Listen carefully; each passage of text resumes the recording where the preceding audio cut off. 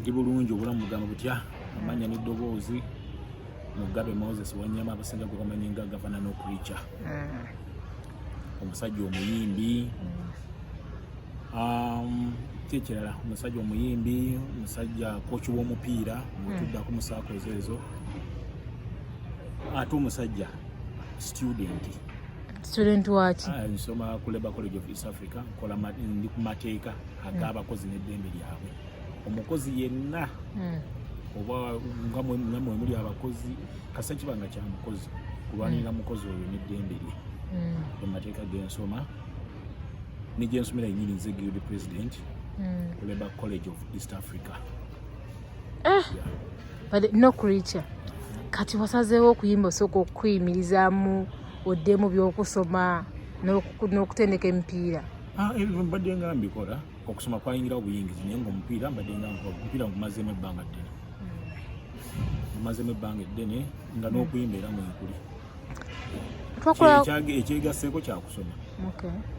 Twakolako ng'olina group emu gy'omanaginga eya City Rock byakomawa era weeri era tulina n'ennyimba empya nga tulaba nga mwakyusizaamu ku bawala tulabamu abawala abalala tetukyabalaba byali bitya twakyusizaamu ku bawala mulabamu abawala abalala kyogamba gurupu zonna z'obulaba abaatandikamu bwe balimu bokka Afrika abalimu temuli bapya kati ne City Rock tutuusaamu nebeeramu abawala naye nga era ekikulu kya byonna kiri nti weeri ekyokubiri nti ederivalinga ekyokusatu nti ennyimba muzifuna kati tumaze ebbanga tufulumya naye right now we are good to go. Gw'oli ku ki musically? Mwendi music era mwendi mu system mwendi era tukola so soon nja kuba ndizingayo ku nnyimba mbadde maze ebbanga sirizinga nyuma but very soon nja kuba nti nnyimba. Owa nsonga ki okuba nti kyekyo ekikuganya okufulumya ennyimba badde olekerawo baana bano bafune gaapu space kiki? No music ono omulala challenge tubeera nayo bandamuwulire mu abasinga n'otuleetera ensobi mbabuulira amazima music ono tewali yantuma kuyimba okitegera but it's the talent that called nkikola lwa talent nkikola lwa kunyumirwa ate nkimanyi nti kimu mu kunyumirwa ate kifuuka business netuba nga tusobola okuganyirwamu.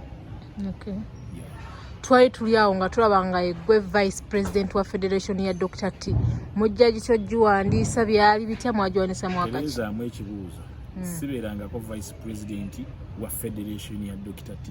Dr. T talina federation wabula Dr. T yalondebwa okukulembera federation eya associations ez'abayimbi nga bagiyita batya? Nga bagiyita Federation of Musicians Associations and Allies Limited.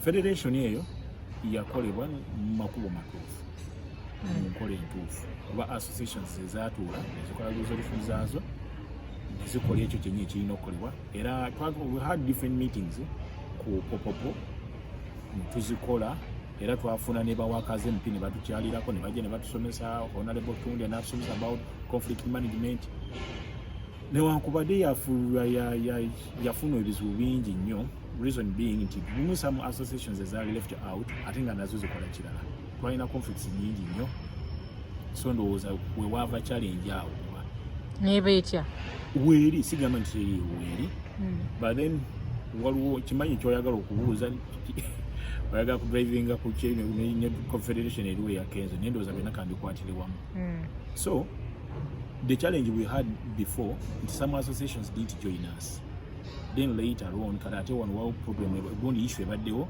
eya federation endala eyatandikiddwa ng'ekulemberwa gundi nga tetunatuuka ku yakenzo eyammwe yakolebwa yatandikibwawo mwaka ki? It was registered last year. Era mwasinzira ku kyo giregisteringa bwe tuba twajja wamu nga associations ne tujja wamu mwe mwategeezaako baani bwe tuba twogera ku associations zonna twaziza so by that time associations zaali ziri ready okukolagana naffe ze twatambula nazo though some associations were left out. I have to be sincere with it nti nga wuma twalina challenges ne wuma twalina conflicts ne wuma nga tetusobola kuba in the same boat era ndowooza neekola ki but it sounds good until this time we're on the same page with them. So bali mu federation yammwe abawuma tebalimu but discussions have been going on tulabe nga we come together.